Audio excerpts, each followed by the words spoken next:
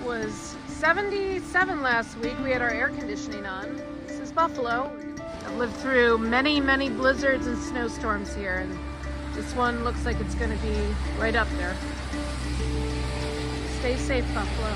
This is easily the most snow that this Maisonette has ever seen, but even though it's only been snowing for a few hours, we're already getting snow curls.